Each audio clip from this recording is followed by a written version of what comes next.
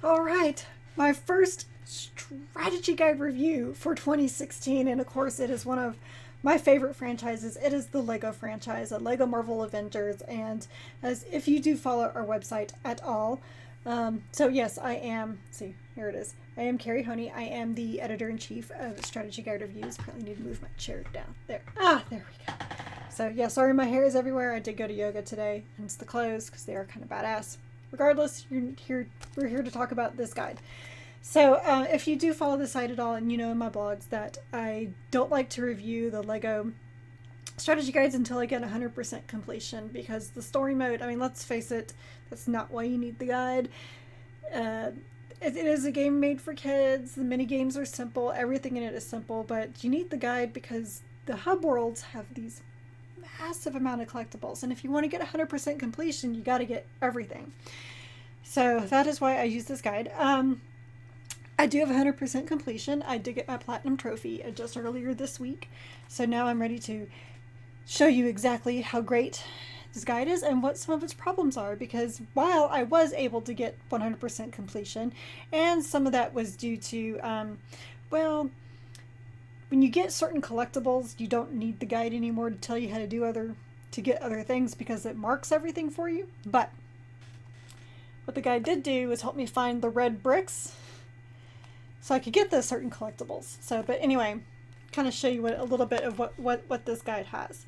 So one thing that I kind of liked and then didn't like was, all right, so I'm just going to go straight into the walkthrough, because seriously, the beginning part is not that important. Like, you look through the walkthrough, and it starts off with like your story walkthrough. So it shows, which story mode characters you'll unlock, what the stud count you need for the true believer status, and it kind of walks you through and has little maps with little points. Like, that's great, that's fantastic. However, if you flip through, then it goes into the free play. I kind of liked it, because when I was done, and the cool thing is, interrupt myself. The cool thing is that when you get to this point, it does show you all the mini kits. So even if there was like a couple that you could have gotten prior, it will repeat them. So this was pretty ideal for when you go through the story mode once and you want to go through it again, and you're missing a couple collectibles, and you can flip right to the back page. I like that they did this, and at the same time, I almost wish that they had kind of combined it into one whole section, because they've done that before, where they'll have, like, in the sidebar of the story mode, like, in free play, you get to this point, you can get this, and it'll say, like, what you need, what character, what ability, or whatever you need to get it. So, but, this, it has all this, it actually divides it up, to the sections, because I think like each story has about 2 to 3 parts. So divide them in parts so you can see exactly where it is. There's a separate map here to show you exactly where to find everything. Over this page, like, there's your the collector, how to find him, which is how you get your red bricks. So that was actually kind of easy about this game, because you got your red bricks in the missions versus trying to find an open world. So when I unlocked all the red bricks, by the time I was done, like, everything was ready and highlighted for me in the hub world, so I almost didn't need this anymore. So this is, if you're going to get this, it's because of where to get the red bricks, because sometimes you'll see the collector, sometimes you'll just hear him, but you can't figure out where he is, and yeah, you might fly around and be able to see him. Sometimes he's really, really hidden, so this was really, really helpful, and especially for some of the character tokens. Oh my gosh, some of these character tokens were hidden. Without the red bricks, I probably wouldn't have found them, even with this guide's help, because they were so wonky. Alright, so I guess I should also mention that this guide is only for the console. If you want the handheld, you have to use the e-guide, and there's a code inside this. I'm actually going to review the e-guide as well, because I was playing that. Alright, so moving on. So that was all well and good. Obviously, I had no problems with it. Got all that done. Got everything, and then the hub world is what took the most time. And one thing this did do with the hub world that was pretty cool was that it did separate the hub worlds really nicely. Get to the hubs. Okay, so it did separate them really nicely, and it had up here, like, which vehicles you get, where to find, Stanley in peril, which character tokens, and all the missions for the character tokens, and where to find all the gold bricks. Now again, if you have like the detectors, you know, you can find all the gold bricks very easily, but some of this, like, you see the detector points here, but where exactly is it? My one complaint I do have about this was that, you know, it would list like, okay, you get this gold brick or this character, no, not a gold brick, sorry. You get and you unlock different vehicles, which you need for the 100% completion by doing the races. And there are land races and there are air races. And one thing the guide did not do was give suggestions for these races. Like, it would just point out, yep, see, look, there's races. They're right here. They're found here. Even in the, I even looked in the front, and when it would talk about, you know, for your training, I'll get to the character section in a minute. So, you know, it would talk about, you know, should have like bookmarked this stuff. I'm such an amateur at this. I'll get better at this, I swear. I thought I talked about racing. No, it's not talking about racing. Okay, never mind. So I thought I saw in here, but maybe I just can't find it right now. It would just mention like you have to win this race. Well, what would have been nice is if they had given suggestions for the races. Hey, if you want to win this type of race, use this or use this character, because it didn't do that for the Lego Jurassic World guide either. And what I found Lego Jurassic World is because the vehicles handled terribly. They were just awful. So when I unlocked the gyrosphere, that's what I used for every single race, except for the ones where you actually had to use some dinosaurs. So if I had to use a dinosaur, I would try to use a Gallimimus because they were so fast. And there was one race you had to use a raptor, which was an awful, awful race because of what they made you do. But, you know, the gyrosphere handled very, very well.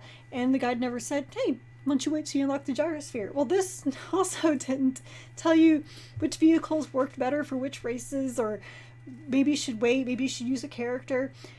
I will tell you right now who to use for every single race. For the land races, use Quicksilver.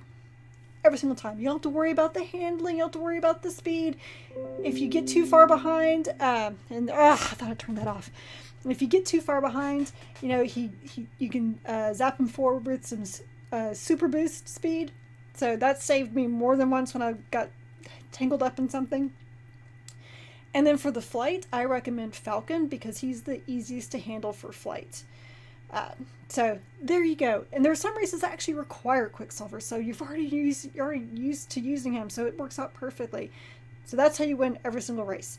I tried races before with some cars and vehicles, and oh my god, I mean, it was pulling my hair out because they handle so badly. So yeah, there you go. So pretty much if you want to add that into the e-guide, Quicksilver for ground, Falcon for air. I've even tried like using Ultron, and there's not as smooth as Falcon is. And not classic Falcon because the wing flaps go too slow. The Captain America Winter Soldier Falcon. Use him. He's the best one. So anyway, go to the characters. Now I didn't really use this character thing that much because problem with these games is that they have like a bazillion characters, and you kind of get into a habit of using certain characters for certain abilities. Like, for example, I would use Tigra for the scanning because scanning minigame was the dumbest thing on the planet. And Tigra, if you used her animal senses to scan, you didn't have to do the stupid little mini game. Stuff would just magically appear. And I'm sure there are other characters that could do the sensing, but I just never really looked for them. The reason why I got her is because I needed a character who could dig, and I used this wonderful strategy guide to find the easiest character I could get in one of the hub worlds to get a character to dig, which using an ability I already had. So there's another thing you can use it for. Yeah, I need a digging character, which is one reason why you can use this wonderful character list, because it tells you all their abilities. It tells you where to find them, how much they cost, and what abilities that they have. So I was looking for, a character that could dig, that I could actually get in the hub world, There are several characters you can get that can dig, but for my current abilities, she was the only one that I could do at the time. So anyway, I never even bothered anybody else. I just used her. Same with the Hydra agents. I unlocked Baron Strucker very early. Well, I never used anybody else. I found out Ultron could do it, so you would use him every now and then, but that was about it. Now, I never thought about using Arnim Zola, and I probably totally could have. Now, I will say that with the Thor abilities, I always chose Jane Foster Thor because I really loved that comic. But so that was really the only one I shifted in there for who I used. I will say I also never used the Hulk very much because same reason why I didn't really use Iron Man, because every time you try to switch out by pressing triangle, I played in PlayStation 4. Pressing triangle to open up the character roster, they go through a transformation, and I don't have time to watch that. It's cute the first couple of times, like, okay, seriously, I just want to change out. So I would start using Abomination. Or if anyone had to transform and do anything funny, like, okay, I'm watching this one time, and now I'm never using you ever again. So I never used Iron Man. No, never used Iron Man, because you would have to go into his HUD, because he could transform to different, he could call in different suits. Well, I don't feel like messing with that. I just want to be able to fix something, so that's why Ultron was always with me. And that's another good thing about this, is that you don't like this certain character, you could look this up. See, now I probably would have used Black Goliath, because see, right now he can do scanning, repair, and tech, but he transforms and changes size. So, once again, he has to change size. I know it sounds stupid, but I'm lazy, and I just want to get through my stuff. I just want to change the character.